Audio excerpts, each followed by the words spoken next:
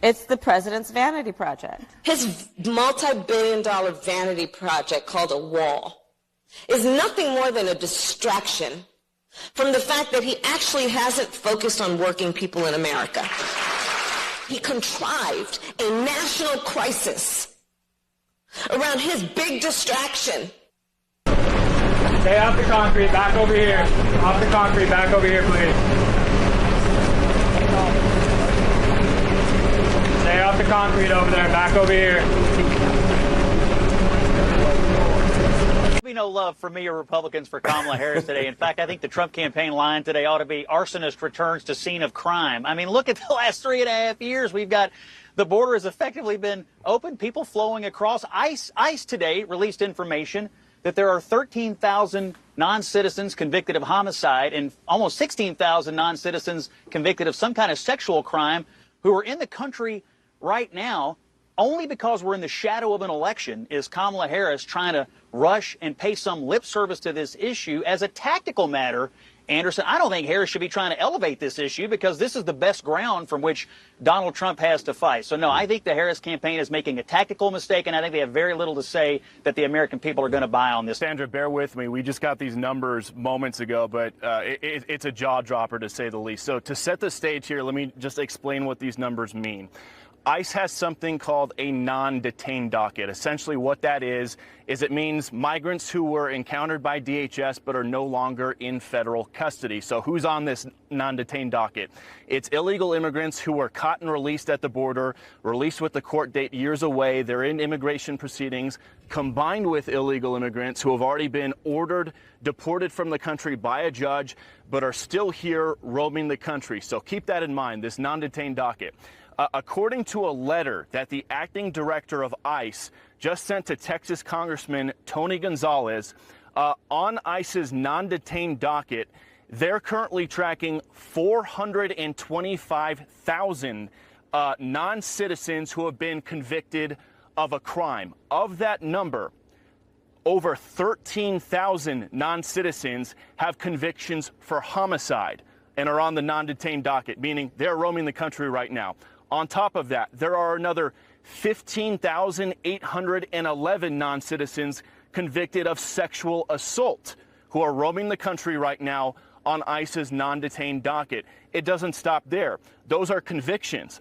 The ICE director also says there are currently just under 1,900 non-citizens on the non-detained docket who have pending homicide charges who are roaming the country, and another 4,250 non-citizens who have pending sexual assault charges who are roaming the country on the non-detained docket. So people's eyes might be glazing over right now with all the numbers we just threw at you. Just to put it in a nutshell right here, what we've learned from the acting ICE director via this letter to Congressman Tony Gonzalez is right now there are over 13,000 illegal aliens convicted of homicide who are roaming the United States right now. There are another 15,811 illegal aliens roaming the country right now who have been convicted of sexual assault, and there are even more who are facing charges for homicide and charges for sexual assault. So this just goes to show, guys, the non-detained docket has exploded under the Biden administration to over, I believe it's 7.3 million. They're anticipating it could hit 8 million by the end of the year. I've just come from visiting the border and the port of entry in Douglas.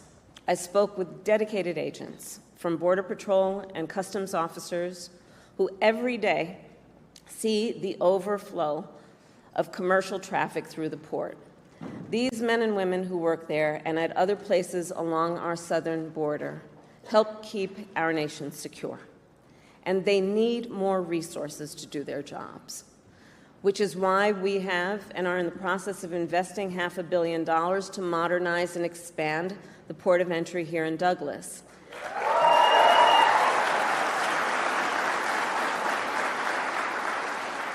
And why last December I helped raise the rate of overtime pay for border agents, and also why I strongly supported the comprehensive border security bill. Written last year, as you know, by a bipartisan group of senators, including one of the most conservative members of the United States Congress. That bill would have hired 1,500 more border agents and officers. It would have paid for 100 inspection machines to detect fentanyl that is killing tens of thousands of Americans every year. It would have allowed us to more quickly and effectively remove those who come here illegally, and it would have increased the number of immigration judges and asylum officers.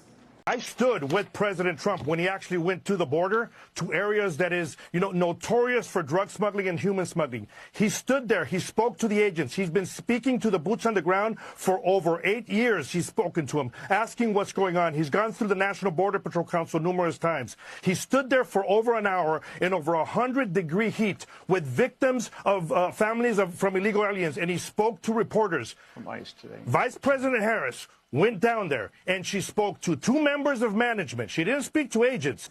I spoke with dedicated agents from Border Patrol and Customs officers.